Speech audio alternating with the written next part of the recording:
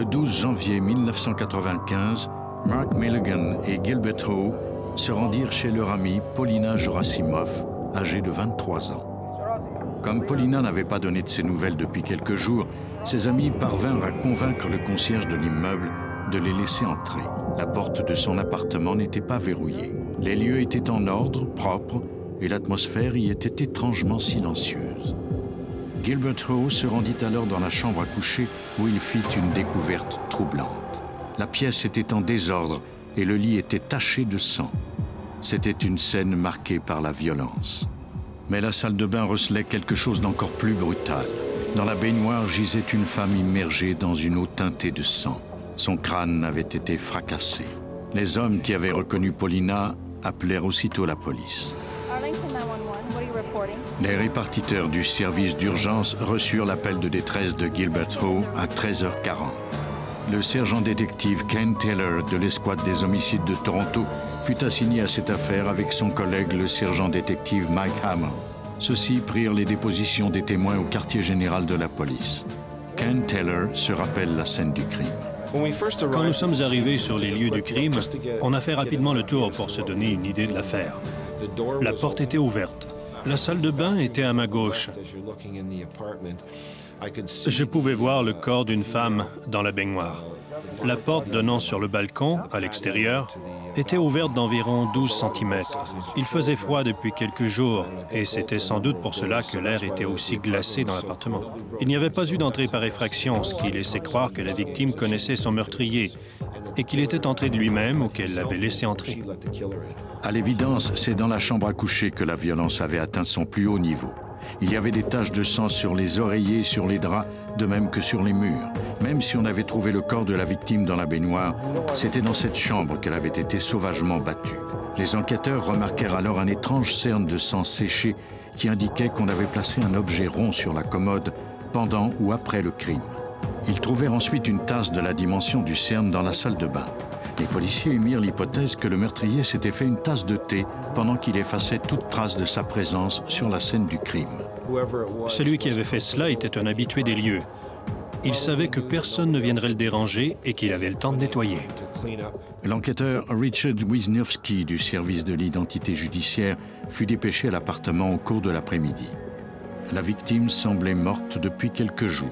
La première chose que j'ai faite, c'est de photographier toutes les pièces en détail, puis de recueillir tous les indices qui pourraient se révéler utiles. Sous le corps, dans la baignoire, j'ai trouvé un marteau, vraisemblablement l'arme du crime. L'expert remarqua également la présence d'une bouteille de produits désinfectants dans la baignoire. C'était une scène de crime comme j'en ai rarement vu, compte tenu de la brutalité du meurtre et de l'état dans lequel le corps avait été laissé. L'expert appliqua de la poudre dactyloscopique partout dans la salle de bain pour y relever les empreintes digitales. S'il s'agissait d'un homicide commis par un inconnu, alors tous les indices trouvés dans l'appartement seraient importants.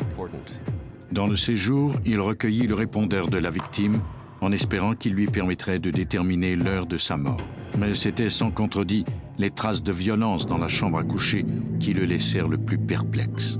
On avait ouvert les tiroirs de la commode et éparpillé les vêtements un peu partout. Aucun objet de valeur ne semblait toutefois manquer. Ce n'était pas un cambriolage comme ceux que je vois d'habitude. Cela ressemblait davantage à une scène de crime montée de toutes pièces pour cacher le vrai mobile du meurtre. Au quartier général de la police, les enquêteurs prirent les dépositions des deux amis de Paulina qui avaient trouvé son corps.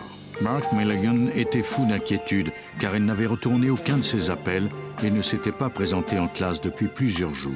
Paulina était étudiante en art dans une université de la ville. Il s'était rendu à son appartement parce qu'il s'inquiétait de ne pas avoir vu Paulina, ni eu de ses nouvelles depuis un certain moment. Pour nous, il a tout de suite été évident que c'était un ami de Paulina, pas un suspect. Gilbert Howe, lui, était le patron de Paulina au bar où il travaillait dans le centre-ville de Toronto. Monsieur Howe a été très coopératif avec nous. Si je ne m'abuse, c'est lui qui a organisé ses recherches pour savoir ce qui était arrivé à Paulina.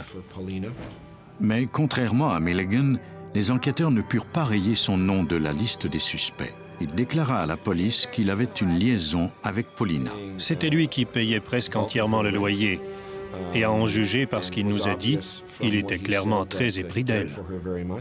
Gilbert Howe avait vu Paulina pour la dernière fois plus tôt au cours de la semaine, soit le lundi 9 janvier. Ils avaient mangé ensemble et prévoyaient passer le reste de la soirée à l'appartement, mais Paulina avait reçu un appel. Howe expliqua aux enquêteurs que cet appel ne l'avait pas troublé outre mesure. Paulina était une jolie jeune femme et il avait accepté depuis longtemps le fait qu'elle ait plusieurs hommes dans sa vie. Elle avait demandé à Howe de partir vers 1h30 du matin. Il en avait déduit qu'elle attendait un autre visiteur. Au cours des jours suivants, il avait laissé de nombreux messages sur son répondeur, mais elle ne l'avait pas rappelé. Le corps de Paulina fut envoyé au bureau du coroner en chef de Toronto. On pratiqua l'autopsie le lendemain de la découverte du corps. Même si Paulina était morte depuis plusieurs jours, le travail du pathologiste fut facilité par l'eau froide de la baignoire et l'air glacial qui provenait du balcon. Voici le coroner en chef, Barry McClellan. Dans un cas comme celui-ci, lorsque le corps se trouve dans un environnement froid, les tissus sont mieux préservés. Il nous est donc plus facile de procéder à l'autopsie. Il trouva des traces de blessures là où on l'avait attachée aux poignets et aux chevilles, de même que des blessures aux mains et aux bras qui indiquaient qu'elle s'était défendue. Elle avait reçu plus de 20 coups à la tête. Le pathologiste qui a pratiqué l'autopsie croyait que le marteau pouvait avoir produit ces blessures. Les experts croyaient que Paulina, bien que gravement blessée, était toujours en vie quand on l'avait ligotée et mise dans la baignoire. La mort était imputable à des blessures à la tête infligées avec un objet contendant et à une noyade. Deux indices requéraient une enquête plus poussée. Des traces de sperme, ainsi qu'une trace de morsure humaine située dans le haut du corps. Les policiers devaient attendre d'obtenir le rapport d'autopsie final. Des voisins de Paulina confirmèrent qu'elle avait bien plusieurs hommes dans sa vie, notamment son mari, un homme qui s'appelait Ivan Joseph. Cet homme d'affaires venait de déménager à Calgary, soit à plus de 3000 km de là. Il est venu à Toronto quelques jours plus tard pour être interrogé. Elle ne le fréquentait plus. De fait, ils étaient en instance de divorce. Il déclara qu'il avait parlé à sa femme pour la dernière fois le lundi soir, peu de temps avant son repas avec Gilbert Howe. Au cours de cet appel téléphonique, elle lui avait dit qu'elle lui enverrait des papiers afin qu'il puisse conclure les procédures de divorce. Mais Joseph insista sur le fait que Paulina et lui étaient restés en bons termes. Les policiers, eux, avaient des doutes. Même si son mari était à Calgary, rien ne l'empêchait de demander à quelqu'un de lui régler son compte. Le fait que personne n'ait eu de nouvelles de Paulina après qu'il lui eut parlé au téléphone nous apparaissait suspect. Il y avait maintenant deux noms sur la liste des suspects, ceux de Gilbert Howe et de Ivan Joseph. Mais plus les jours passaient et plus la liste semblait s'allonger.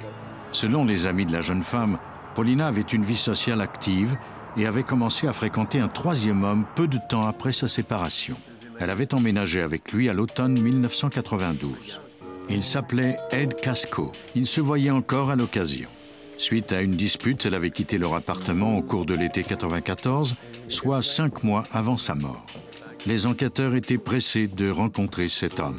Ils le convoquèrent à un interrogatoire. Comme les autres suspects, Casco fut coopératif et sembla affecté par la mort de Paulina.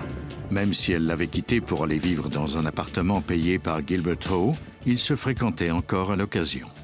Casco reconnut l'avoir vue le vendredi 6 janvier et avoir dormi chez elle pour ne repartir que le lendemain matin. Les enquêteurs se rappelèrent alors les déclarations de Gilbert Howe, selon lesquelles Paulina attendait un visiteur tard en fin de soirée. Mais Casco nia être venu le soir du lundi 9 janvier, soit le dernier soir où l'on avait vu Paulina en vie. Les policiers devaient maintenant rayer les noms de 2 des 3 suspects de leur liste. Ils se tournèrent vers Ron Leblanc pour mieux connaître la victime. Leblanc était le propriétaire du bar où Paulina travaillait. Gilbert Howe travaillait également à ce bar. Quant à Ed Casco, il le fréquentait régulièrement. Gilbert Howe était alors le gérant du bar. Il s'était tellement entiché d'elle qu'il en est devenu de moins en moins efficace au travail. Il a peu à peu perdu tout contrôle de lui-même parce qu'il ne parvenait plus à se concentrer. Leblanc informa les enquêteurs qu'il s'était vu forcé de renvoyer à la fois Gilbert Howe et Paulina Gerasimov à l'automne. Cette visite au bar laissa les enquêteurs encore plus perplexes. Ils espéraient que les analyses du corps de la victime les mettraient dans la bonne direction. Au bureau du coroner, Robert Wood fit un moulage de la trace de morsure sur le corps de la victime en y versant un produit à base de silicone à séchage rapide. On applique le produit sur la peau en plusieurs couches et on attend qu'il prenne. On s'en sert en dentisterie et il est extrêmement précis. Ce moulage était comme une empreinte digitale en 3 dimensions et ses caractéristiques uniques pourraient permettre d'identifier le meurtrier. L'étape suivante consista à examiner la dentition de chacun des suspects. Les enquêteurs leur demandèrent tour à tour de venir au poste pour y rencontrer un dentiste.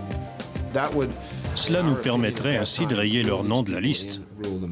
Après avoir prélevé des cellules de peau pour en extraire l'ADN, les experts firent un moulage de la dentition de chacun des hommes. N'importe quel dentiste peut le faire. Mais quand c'est possible, je préfère faire les moulages moi-même.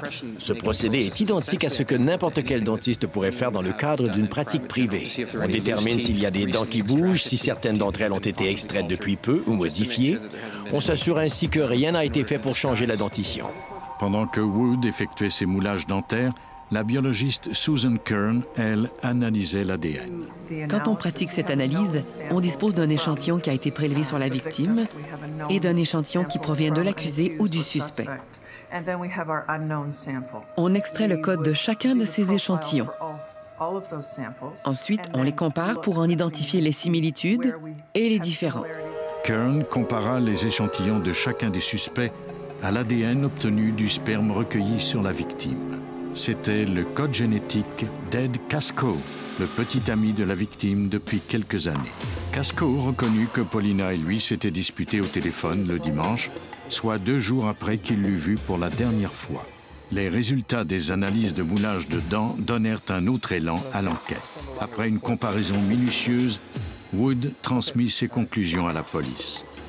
Lors de l'analyse d'une morsure, on peut éliminer des gens de la liste des suspects comme on peut en garder. Dans ce cas-ci, 2 personnes pouvaient être écartées alors qu'une ne le pouvait pas. Celui des suspects dont le nom pouvait être rayé de la liste était Ed Casco.